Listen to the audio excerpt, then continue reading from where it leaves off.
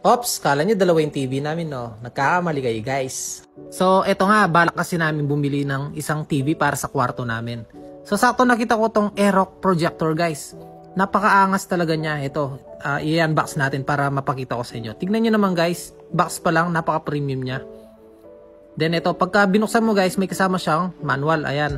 So, pwede mong i-scan kung di nyo naintindihan. Then, ayan, napaka-safe niya. Naka-styro na siya, may mga manual. Ito pala yung mga cable niya. May HDMI, remote, tsaka power cord na rin siya. Then, pagka in-open natin, alright, napakaganda guys, promise.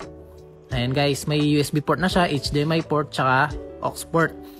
Then, kagandaan sa kanya, magtakip na yung pinaka-lens niya. So, in case na hindi nyo siya gagamitin, pwede nyo takpan para hindi siya magasgas.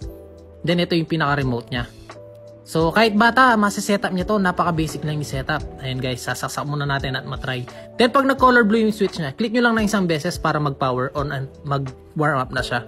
Then, kagandahan sa kanya, pwede nyo siyang i-focus.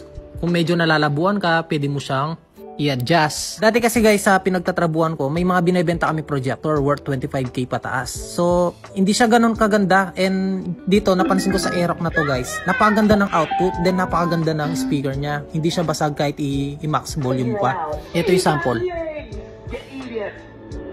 Tsaka kagandahan dito sa Aerox projector guys, hanggang 200 inches siya. Diba? Kung akalain mo, napakalaki nun. Available to guys sa Lazada, sa Shopee at sa TikTok Shop. Salamat!